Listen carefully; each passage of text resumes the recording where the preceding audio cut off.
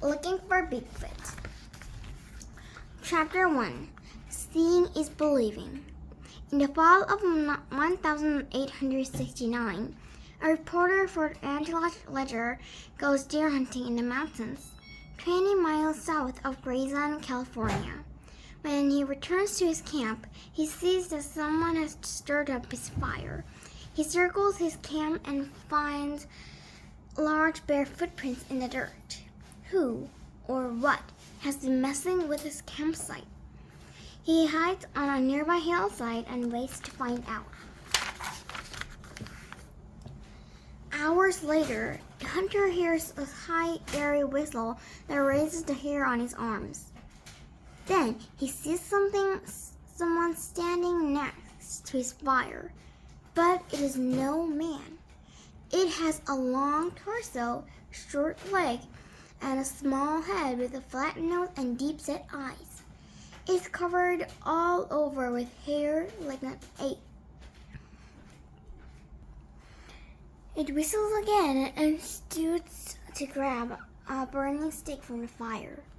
It swings the stick over his head, the embers streaking like fireworks.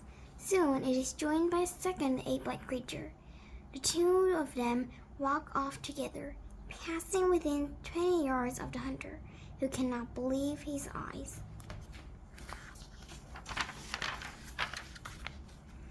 Now let's fast forward to 2002.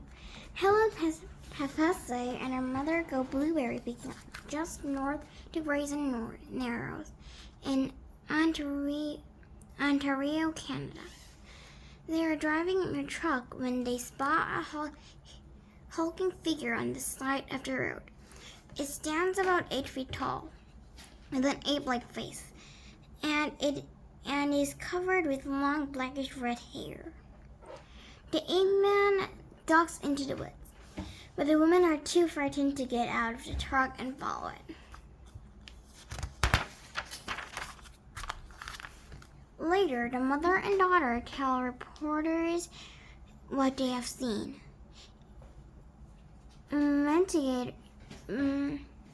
Investigators who return to the site find huge 16 inches long footprints in the dirt. When the report is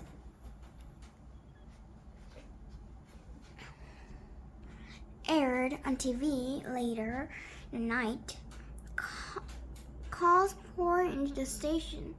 Many callers also claim to have seen giant footprints or huge, hairy ape-like ape-men lurking in those same woods.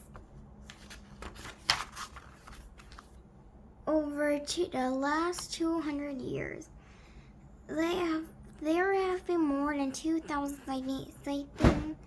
sightings of wild ape-man reported in America. Most have been made in a mountain and forest of the Northwest. The sightings tend to sound very much alike. Eyewitnesses tell of a large, hairy ape-like creature that stands on two legs. The creature is usually seen by itself in the woods at night. Some people say they have heard its screams or whistles. Others have smelled something that makes them want to gag.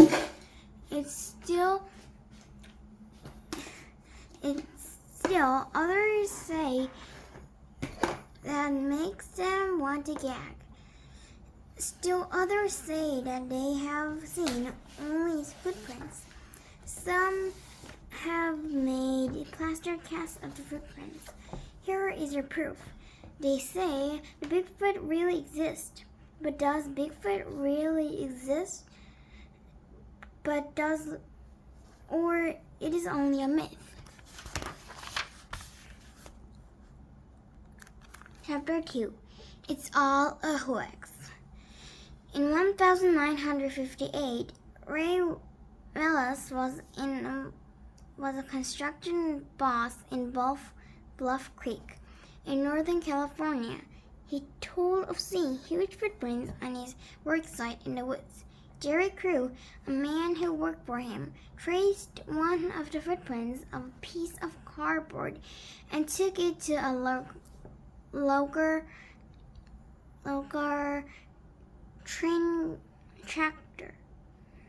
The tractor showed him how to take a plaster cast of it. Jerry Crew and his 16-inch plaster cast of a Bigfoot appeared on the front page of the Humboldt Times. The mystery track was dubbed Bigfoot. The name stuck from the beginning. Most people thought the footprints were a hoax. After all, Ray Wells was known as a practical joker. Why would I pull a hoax? Ray said. This thing is bad for business. Some of my men were so scared they quit.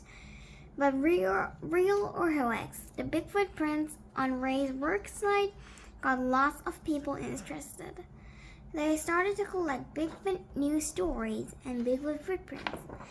They formed Bigfoot clubs and went on Bigfoot scouting trips.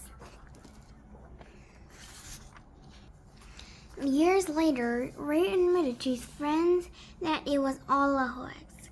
Ray had made the footprints using big wooden feet tied to his shoes with leather straps. When Ray died, one newspaper claimed Bigfoot just died. With hoaxes like Ray's, it's hard for most of us to know what to believe about Bigfoot. But scientists need more than eyewitness reports or plaster casts, which can easily be faked. They need strong, solid scientific proof. Chapter 3: The Wild Men of the Woods. Scientists believe that there are no apes native to North America, now or ever. Soon, how could Bigfoot exist? Scientists who study native cultures have always believed that there is a kernel of truth to be found in folklore and myths. People all over the world make up myths to explain things they don't understand, like how babies might go missing or how hunters' camp was wrecked. Almost all tribes native to the Pacific Northwest tell the tale of the wild man living in the woods. The Salish Indians, British Columbia, called the mythical creature Sasquatch,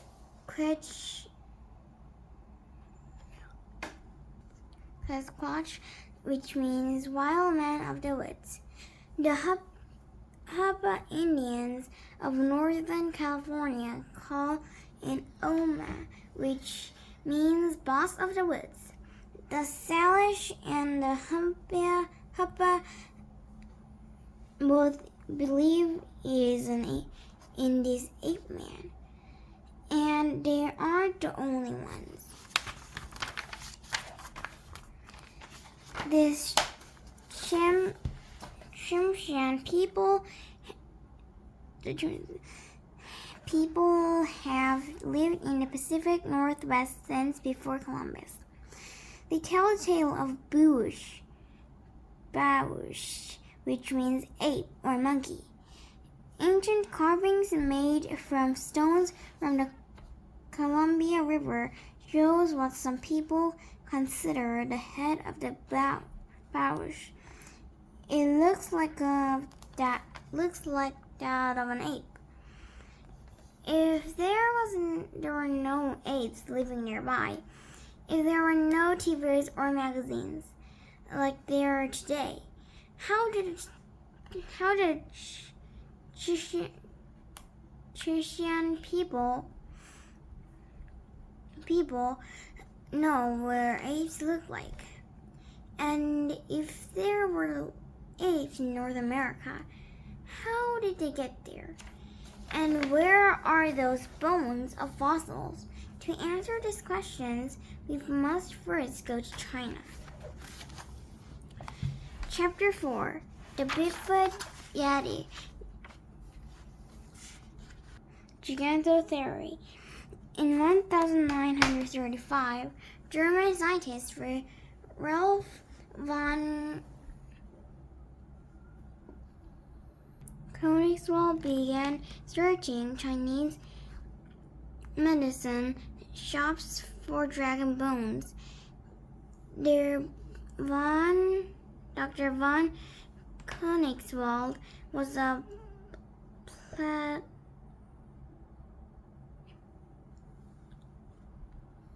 paleontologist, a person who studies fossils.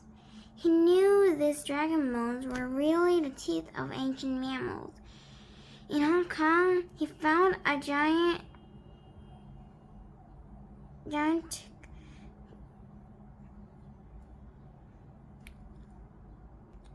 gigantic tooth of an ape twice the size of a gorilla. The ape lived 1 million to 300,000 years ago. Dr. von Königswald named in Gigantopithecus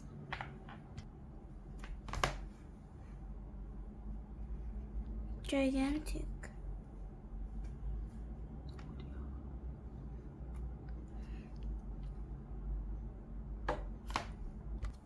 Chapter 4. The Bigfoot Yeti Gigantotheory.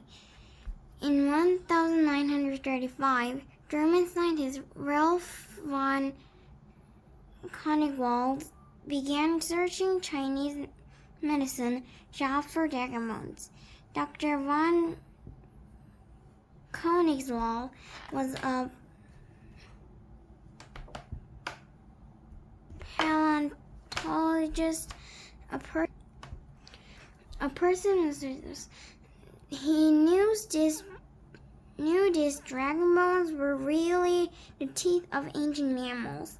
In Hong Kong, he found a gigantic tooth of an ape twice the size of a gorilla. The ape lived 1 million to 300,000 years ago. Dr. von Königswald named in Gigantopithecus. In 1950, an Italian expedition to China found a fossil jawbone of this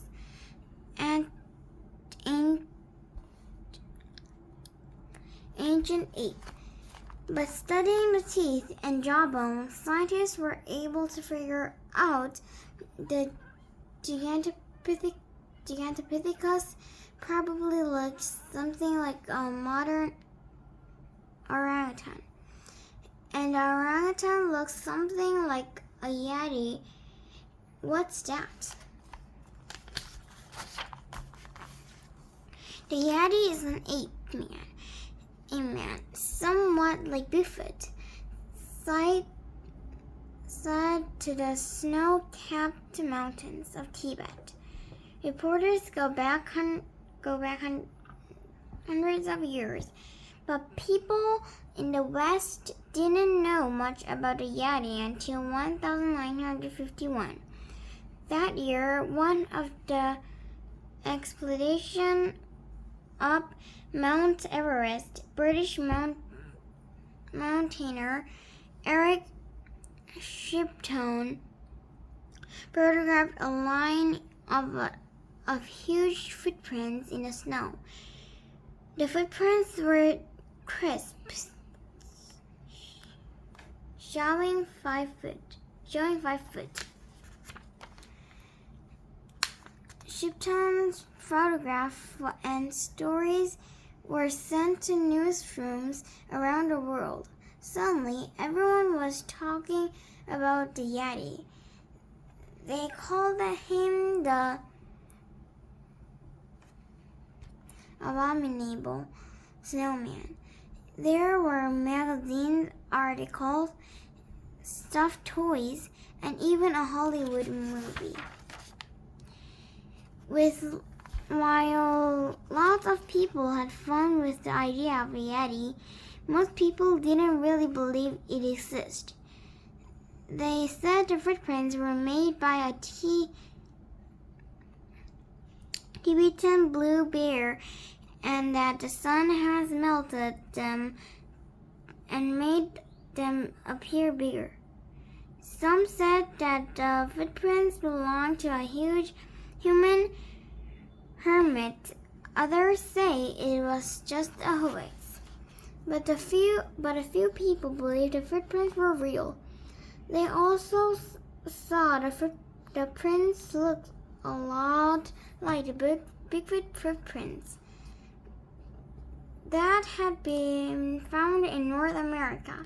These people started thinking that both the Yeti and Bigfoot were proof that Gigantopithecus, the ancient giant ape, still roamed the earth. And it is easier to believe that the Yeti might be related to Gigantopithecus. After all, they are both from the same continent of Asia. But Bigfoot is in North America. How did they get all the way from Asia to North America?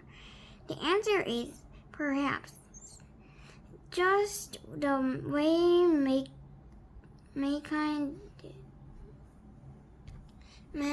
did on foot.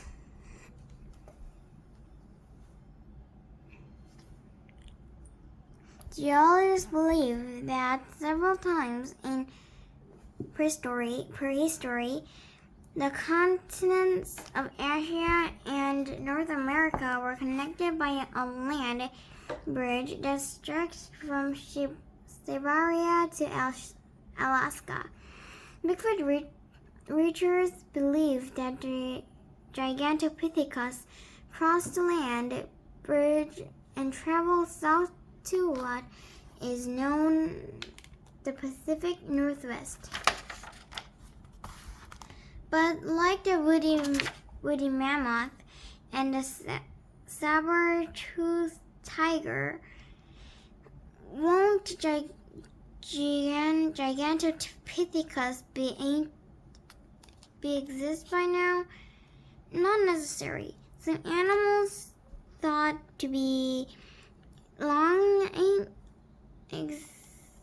extinct have been discovered alive as well. In 1938, in East London, South Africa, museum worker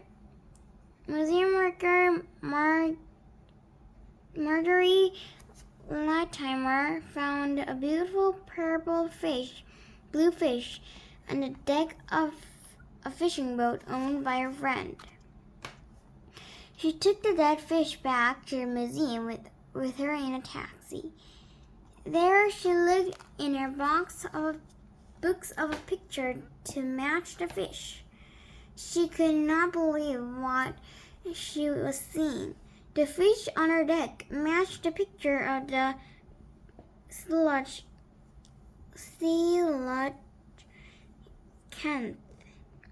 though thought to have been extant for over 17 million years. If a living fossil like coelacanth still swims in the seas, why can't a giant ape still roam the woods of North America, of the mountains of Tibet? These are the kinds of questions cryptozoologists ask.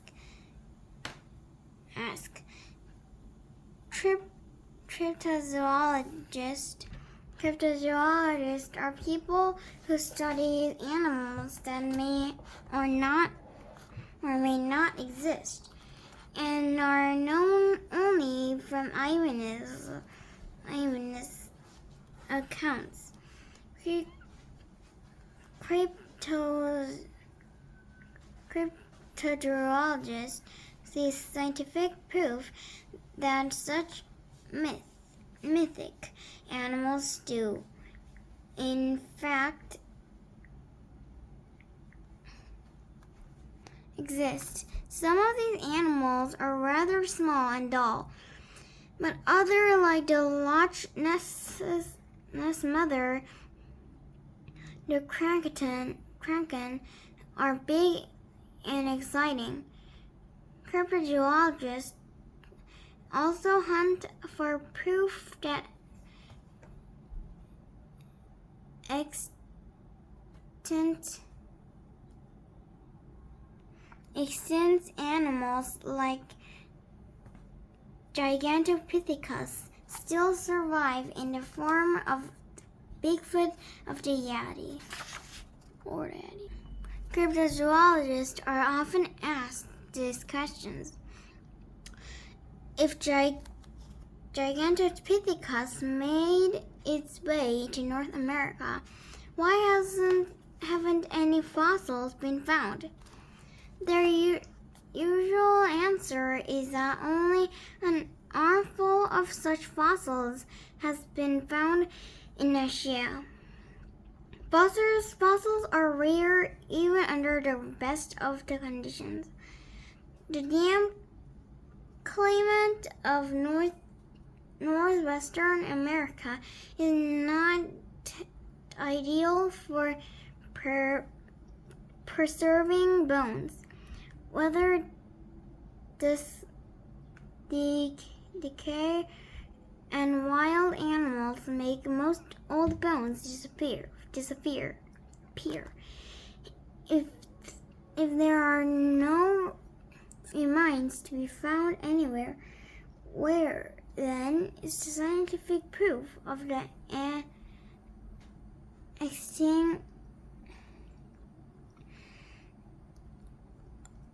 existence of Bigfoot? Chapter 5: Scientific Proof. There is some evidence to suggest that Bigfoot is real. Out of the number of casts taken of footprints, some are clearer than others. A few even show the texture of the skin of the bottom of the foot. Modern apes have ridges of the soles on their feet. Dr. Gilbert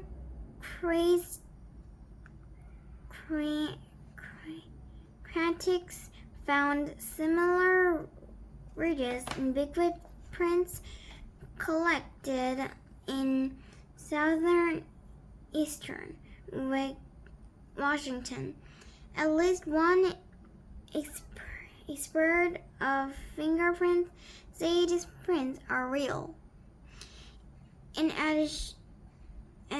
addition to these rigid footprints,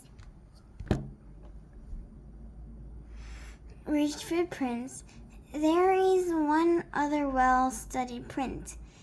In 2000, Bigfoot researchers on an expedition to Washington Skookum Meadows made an amazing discovery. They found a print of a creature that had reclined in the mud to reach some fruit. they had left out overnight. The next morning, researchers used 200 pounds of plaster to get not just the footprints, but also cast of the heel, thigh, buttocks, and arm of the creature.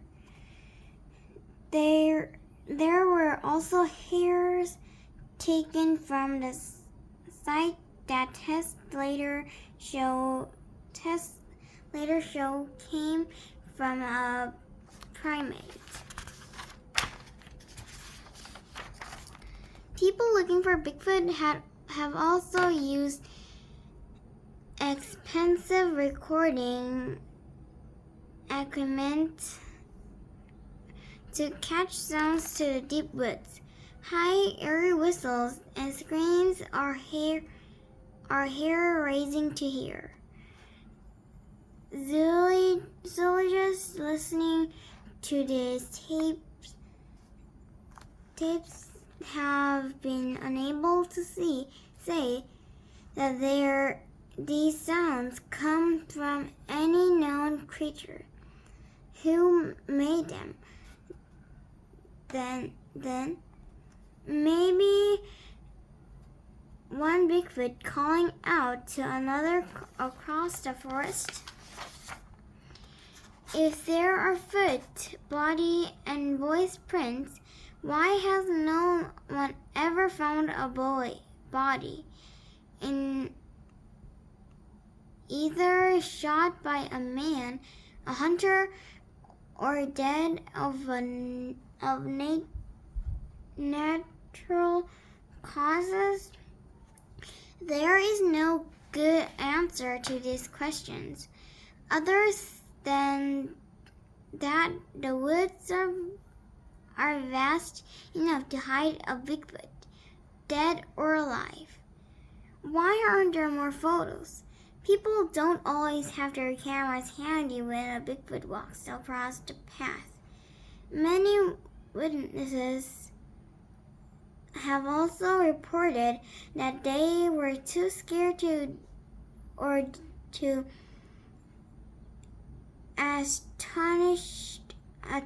astonished to reach for their cameras in time. There might not be many photos, but there is a sort film that Bigfoot believers think offers of the most powerful proof of all. Chapter 6. Light Cameras, Action Bigfoot. One day in October 1968, two men set out on horseback into the wilds of Bluff Creek, California. Their names are Roger Patterson and Bob Gimlin. They aimed to find a Bigfoot and to capture it on film. After a few days of searching, they come to a stream where their horses began to snort and shy. What are they afraid of? One of the horses reared and throws Gimlin. Suddenly, both men seize what has spoken the horses. Directly across the stream stand a real live Bigfoot. While his horses wheels in panic, Patterson grabbed his camera from the saddlebag and starts filming. The Bigfoot looks like a female, but it has breasts. She pauses and turns to look into the camera. Then she watches upstream and straight into the bush. Even though this is what the man has come for, they are still amazed that they actually found a Bigfoot. After they calm their horses, Roger and Bob take plaster casts of the footprints and create the footprints the creature has in the soft, damp sand by the stream. Scientists from all over the world have pottered over this one short film. Some say it is just a hoax. It means in a gorilla suit, they say. Others say it is real. How else can you explain the muscles rippling beneath the fur? A Hollywood special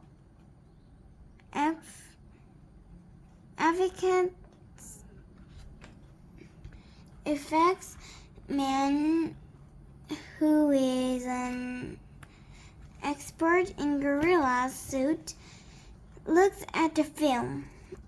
He swears that it can't possibly be a costume.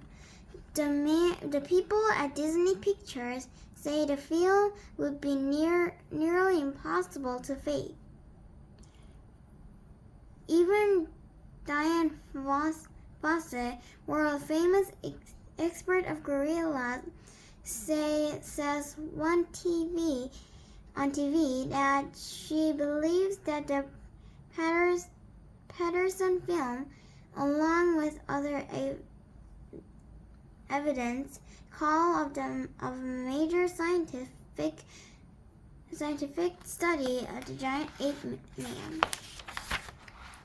Perhaps someday, one of the many scientific expeditions now scouring the forest of the great northwest will dig up some bones or fossils, or maybe even come face to face with a living, breathing Bigfoot. Until that day comes, they will keep our minds open and our eyes on the deep woods, and we